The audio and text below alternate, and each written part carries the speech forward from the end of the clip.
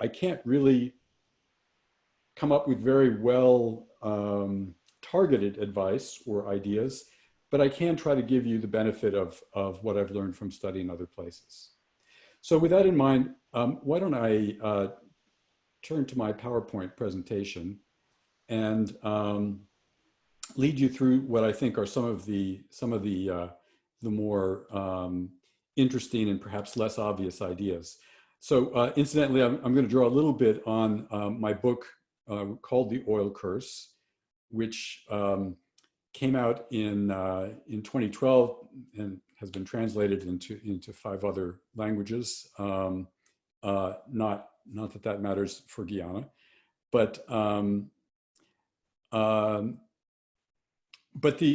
book is an effort to sort of provide the big picture on how oil wealth shapes the trajectory of low and middle income countries when there is a discovery, and how often expectations are thwarted, violence, lack of democracy, authoritarianism, corruption, all of these things prevail.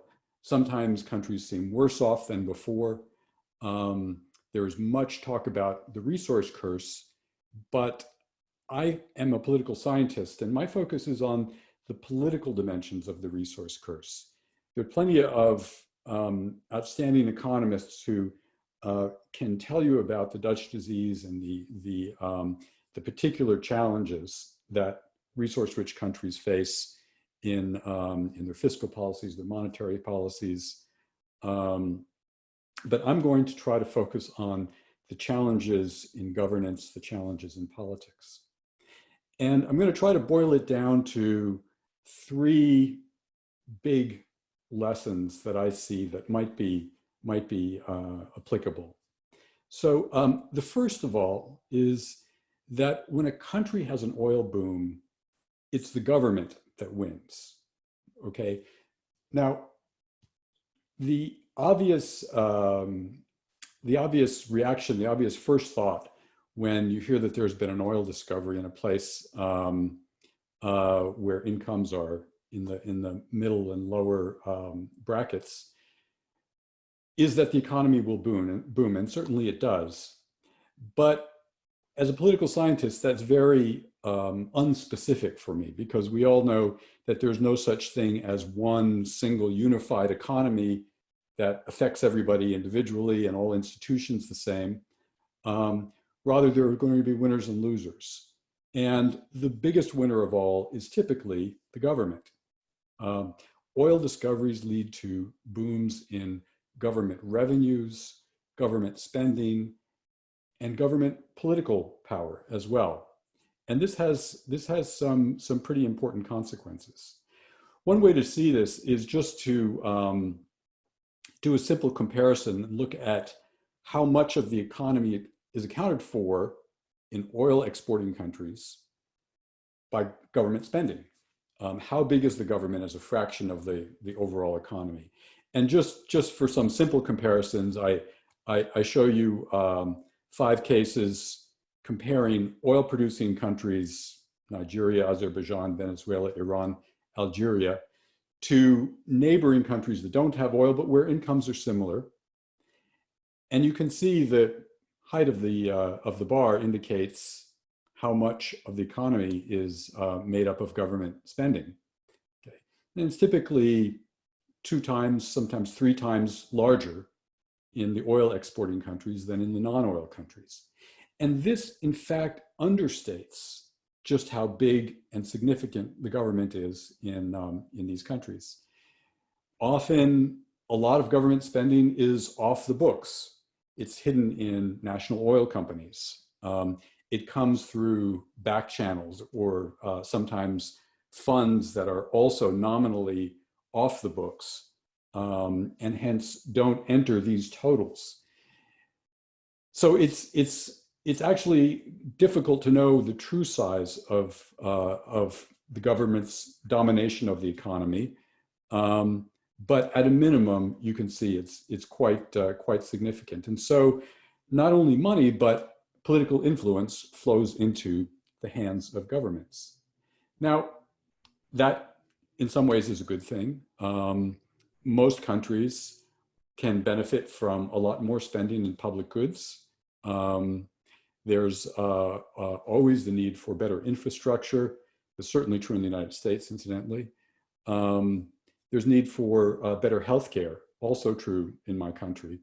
For better education, again, true almost universally. And Guyana's good fortune is to have the revenues from the oil boom go directly to the government, which has the capacity and has the special responsibility to provide these public goods. So there is a beneficial dimension to this first dynamic, but there's also a somewhat dangerous dimension as well, because the countries that we see around the world that have the most robust democracies, where democracy flourishes, where by this I mean that we have vibrant contesting political parties that are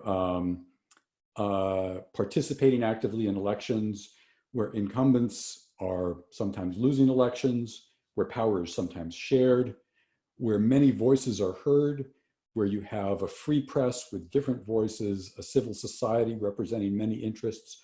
All of these things are undergirded, in fact, by a relatively diverse economy and a relatively large private sector. As the government's share of the economy grows, the remaining fraction that's made up of the private sector tends to be increasingly dependent on government contracts. And this ultimately has, I think, the effect of narrowing the window, narrowing the opportunities for free expression, for open contestation among competing interests. So I think there's a kind of a yellow flag for me that goes up under these conditions. The opportunity is there for many good things to happen, but there's also the chance that civil society's space will be increasingly crowded out. So you might ask, well, why not do the obvious thing and solve this problem by diversifying the economy?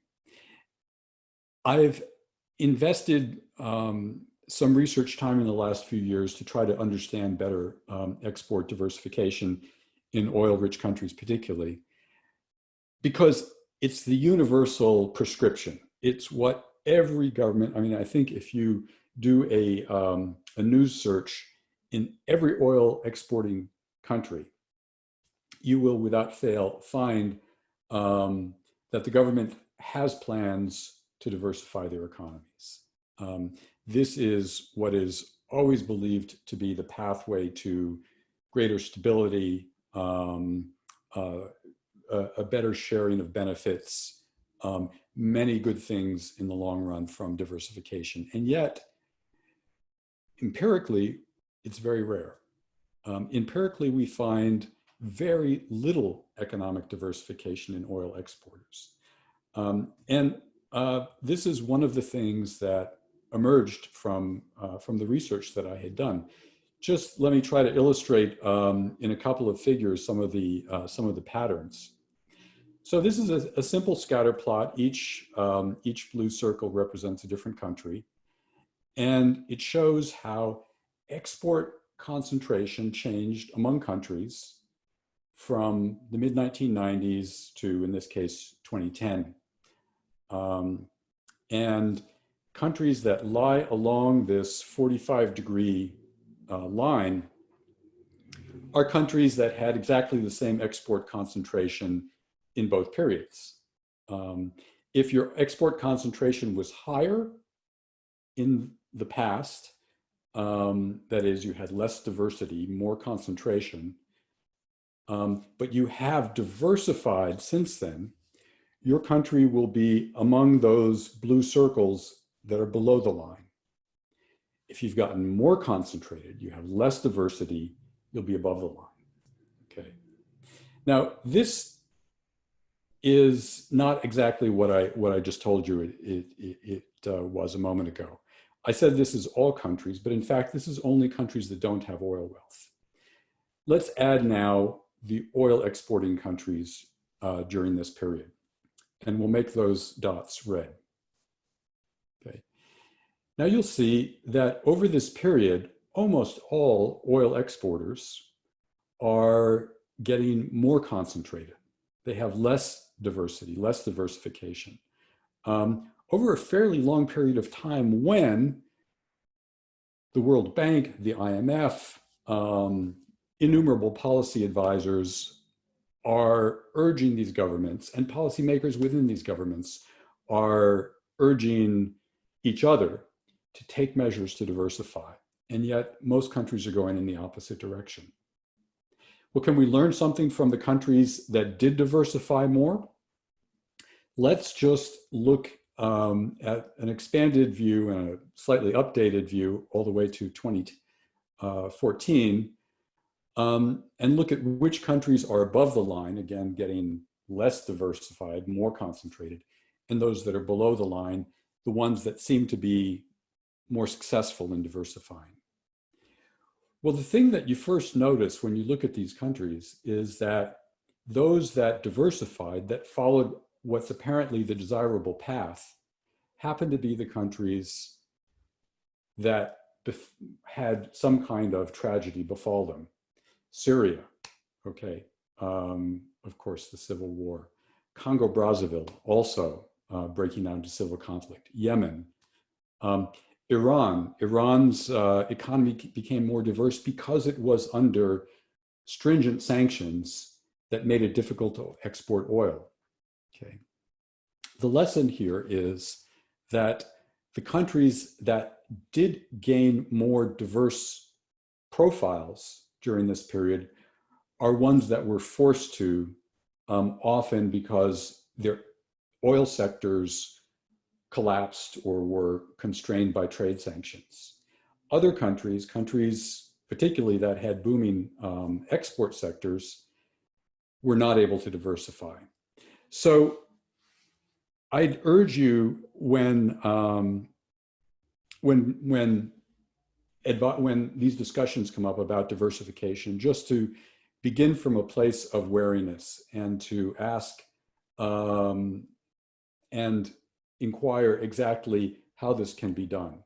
I don't doubt that it's desirable, but I think it is extremely difficult to do, especially when oil exports are rising.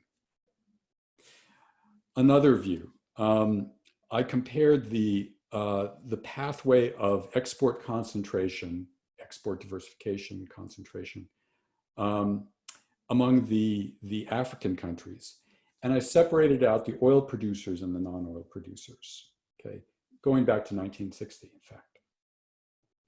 You can see the blue line represents the non-oil countries. And that line is going down steadily over this period of time. That is, the concentration level is going down, meaning it is more diversified. Okay, so that is the trajectory we want. The good news is that most African states, those that don't have oil, are in fact gaining diverse economies. But the oil exporters are going in the opposite direction. Okay, you see this pattern again and again. It's very hard to identify the correlates of successful diversification. My whole project was built around trying to do so, and I found it extremely difficult to find results that I had any confidence in. So I have, unfortunately, a fairly pessimistic message around this. Now, there is much more to say on this topic, but I don't want to focus on it exclusively. So let me just go back to this larger point that governments tend to be winners in oil booms, and ask what things can be done. If diversification is not an easy solution, what can you do instead?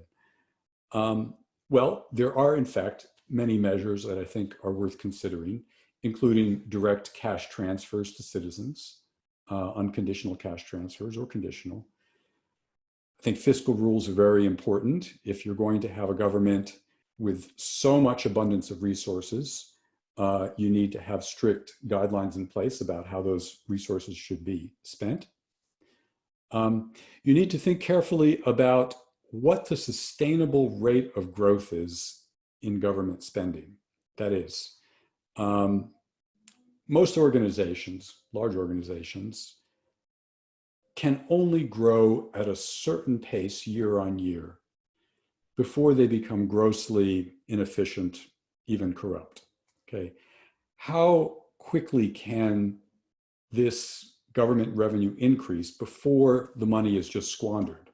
Okay, maybe your government can build 5 new hospitals in a year.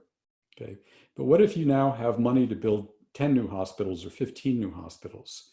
Does the government really have the capacity to oversee that process, to see that it's done correctly, or will that additional money wind up lost to inefficiencies and corruption?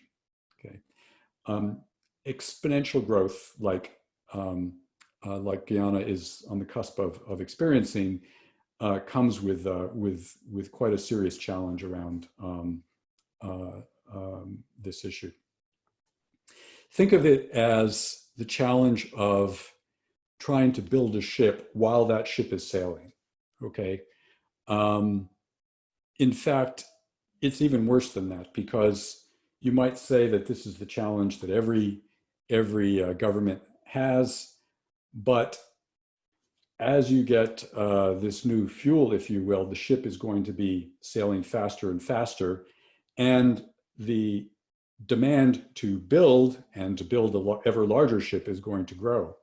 So you've got something that is going to be considerably more difficult than the challenge that countries normally face as their revenues and their economies grow in a more gradual way.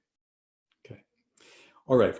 So second point, it's not simply that the government wins, but whoever controls the government wins. Okay. And here the message is a bit darker still. Not necessarily, not inevitably, not always, but think about the leaders of oil exporting countries around the world. Okay, in country after country, we think of dictators, autocrats, sometimes leaders who are sort of particularly aggressive or flamboyant, sometimes particularly destructive. Okay, there's a reason why among the world's leaders, there's an unusually large share of leaders of oil exporting countries, because these are the leaders that stay in power the longest, and they tend to be more aggressive towards their neighbors. They have a lot of money to throw around, and they try to find ways to use it to boost their influence. Incidentally, just this sort of quick roster of leaders includes, some of them have passed away now, but the leaders of oil exporting countries tend to leave office, as we say, feet first. That is, the common pattern is that they die in office because they so rarely give up power. These are among the longest serving rulers in the world. The president of Equatorial Guinea in the upper left, president who did step aside from Angola in the upper right, the Sultan of Oman who did die recently, the Turkmeni leader who died, and so on. Okay. So we see, when we look at the data, and I don't need to lead you through the econometrics because you can go there if you like and ask me more about it, but I think the patterns are fairly obvious just eyeballing the data and the cases around the world, that incumbents last much longer in oil exporting countries. And autocracies, autocratic leaders tend to become more powerful. They tend to consolidate their authority and crush dissent, and keep civil society quiescent, subservient, exiled, sometimes altogether killed. And you have, of course, democracies when you have an oil boom in a democratic country like Guyana. In the past, not everywhere, but in many cases, this can lead to the deterioration of that democracy. I am in a country now that exemplifies the fragility of democratic institutions, how quickly they can come apart when you have a leader who is bent on pushing beyond the boundaries of the rule of law and normal checks and balances. I don't need to remind anyone in Guyana, of course, about the story of what's happened in Venezuela. It is interesting to note, though, that before Chavez came to power, Venezuela was the most steadily democratic country for some, 40 years in Latin America. Okay, so this is a country that had actually a pretty impressive democratic tradition and democratic roots, all coming apart at a very specific moment in time. And it wasn't just, of course, one man, one leader. If you look at the oil price at the time, we have, of course, today sort of exceptionally low oil prices. The last time prices were this low was the late 1990s. Okay, and in fact, Hugo Chavez was elected president when prices were at their very bottom. Okay, February 1999. The historic low from this period was just a few months earlier. Okay, why is that important? It's important because it means that all of the economic gains that happened simply because oil prices were rising were attributed to and capitalized upon by the incumbent government, by the Chavez government. Okay, and this gave him license, I think, to get away with things, to do things that he would not have otherwise had. And it wasn't just Chavez who, by happenstance, came to power at this moment of historically low prices. Okay. Vladimir Putin, just a few months later, again, prices extremely low. Like Venezuela, Russia had been a democratic country in the 1990s, did have relatively free and fair competitive elections. All of this taken apart by President Putin as oil prices rose, his own popularity did as well, and the resources he gained to consolidate rule, to crush out opposition, to centralize power, to demobilize his opponents, all of that funded by oil money. So I'm sure the price of oil and the economic consequences of that are very much on the minds of people of Guyana today. But there is also this other side to it, which is that I think it's particularly dangerous when you have an incumbent who is in power during this long period of rising prices. And prices today, of course, at the bottom, I expect they probably will rise over time. Why do we see oil getting in the way of democracy? It is for many of the reasons that I've already mentioned. I talked about the kind of the increasingly dominant role of government, the shrinking space of the private sector.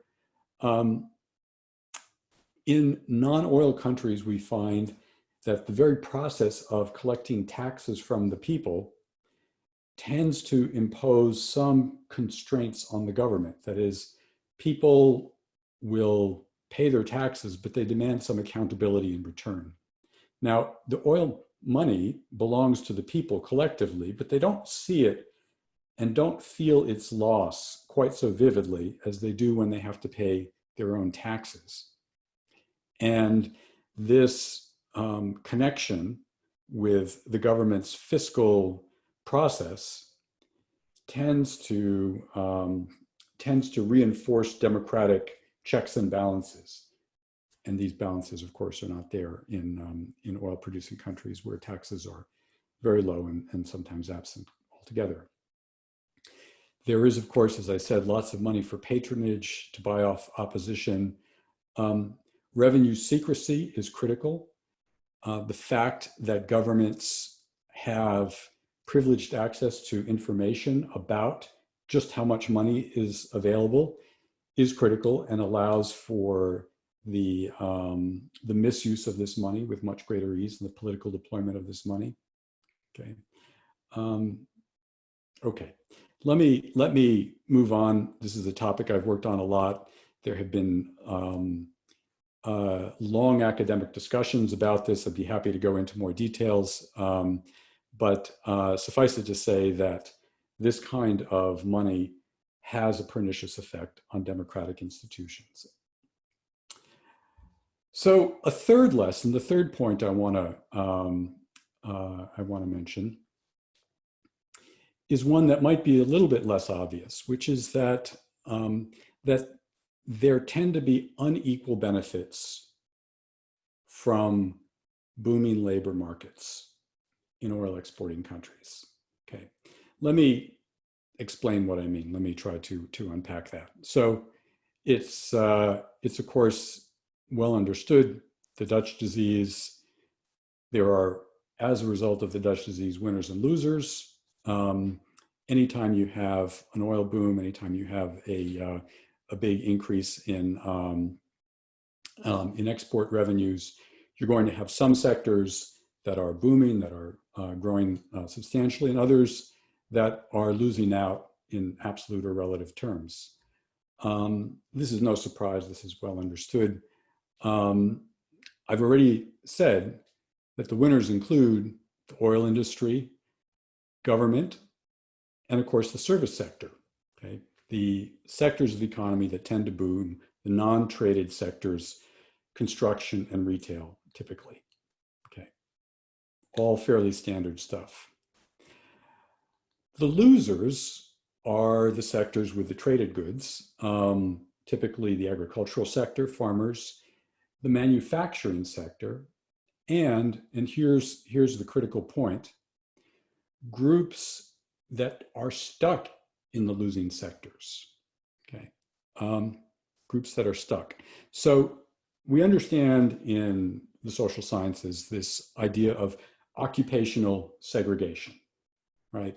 Certain occupations in any society tend to be dominated by certain groups. There may be certain ethnic groups, certain heritage groups. They may be dominated by men, dominated by women. Okay, certain occupations are dominated by and sometimes exclude others from joining.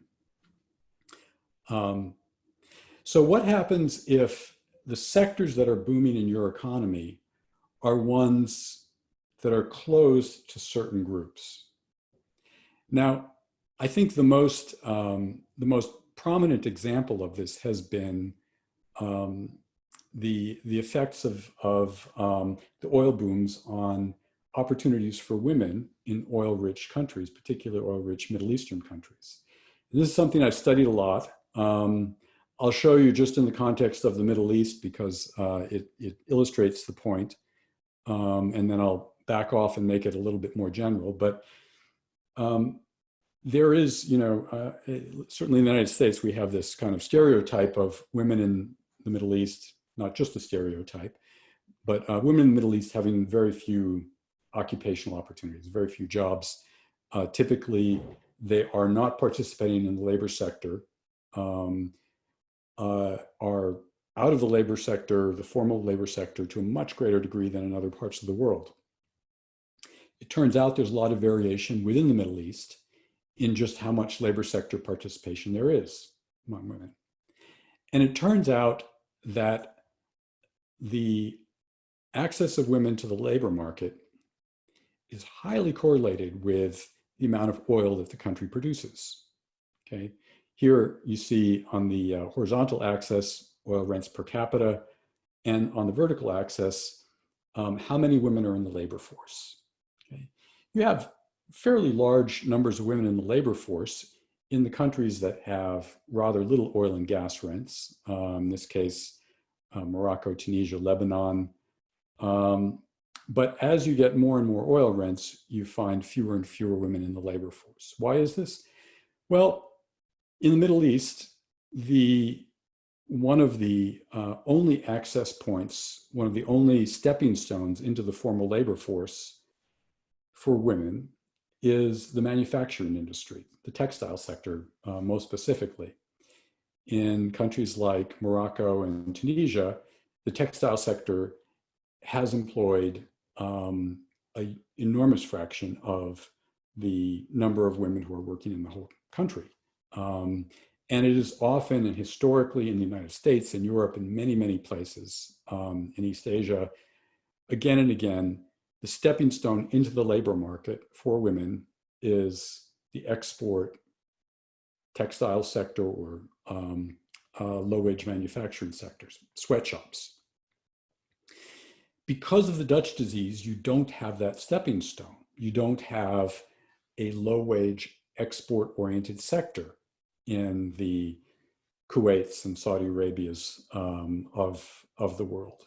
Okay, and it turns out this has kept women from finding access into labor markets, and I think reinforced patriarchal norms in these countries.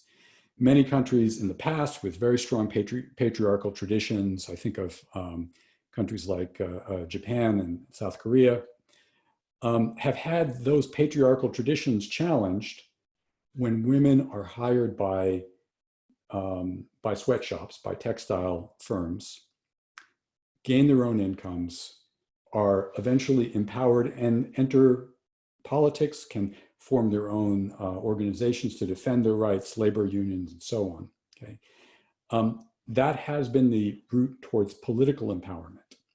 So I worry when I am thinking about countries that are newly booming today, not necessarily about women, because I don't know what the overall map of occupational segregation looks like in any given country. It differs from place to place.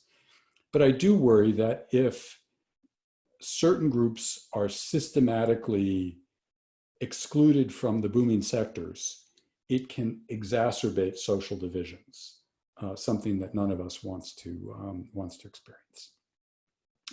Let me conclude just with some final thoughts, and then we'll go to questions and answers. The basic task that faces any country that depends on its extractive sector is to turn wealth that is below the ground into wealth that is above the ground. Okay. Remember, I'm saying wealth, not income, but wealth. Okay, this is a stock of wealth. It belongs to the people of the country. It exists in great abundance, but it is inaccessible. It is providing no benefits today when it is below the ground. But turning below ground wealth into above ground wealth is a very difficult process, something, moreover, that is hard to do when you have this very quick turnaround in the economy, when there is this sudden spigot of revenues that's opened up. Okay, the challenge cannot be underestimated, and there are no easy solutions. I've mentioned a few policy interventions that seem to work in some places, but there is no one-size-fits-all solution. I should say that in my own experience, and I apologize in advance to my friends who work for oil companies, that oil companies are not your friends. Okay, they're not your friends. They may like to portray themselves as your friends. You may have people who work there who are your friends, but they're not your friends. And country after country has experienced this, has learned this, sometimes learned the lesson the hard way. Oil companies, think of the extraordinarily successful ones like ExxonMobil, are remarkably sophisticated organizations.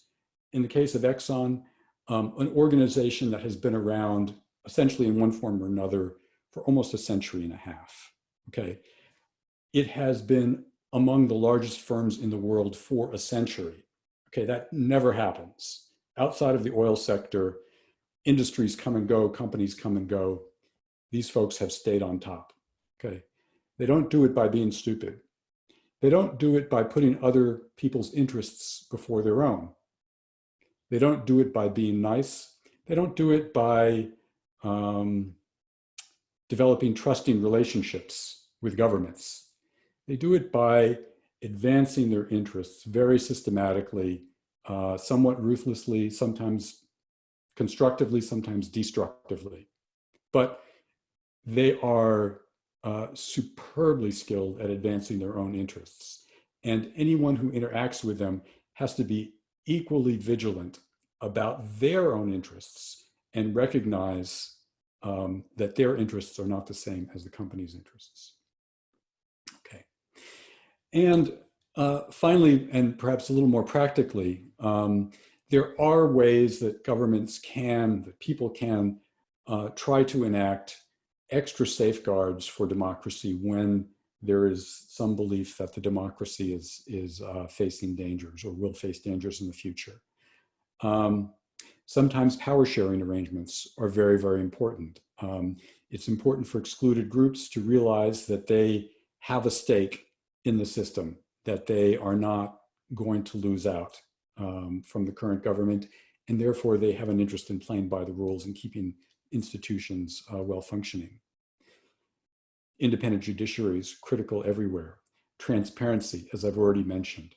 Transparency is a key, not the only key, but a key to an empowered civil society. And a strong civil society is essential in any country that wants to have a sustainable democracy. Finally, education. Education is not sufficient, but it is necessary. Academic freedoms are part of that. You have strong educational systems in some countries like China where you don't have academic freedoms, okay? But when those are paired together, it provides a very powerful repository of independent thought and gives a country the opportunity to train and educate its young people to think independently and to bring new ideas and new energy into governance, to look with fresh eyes at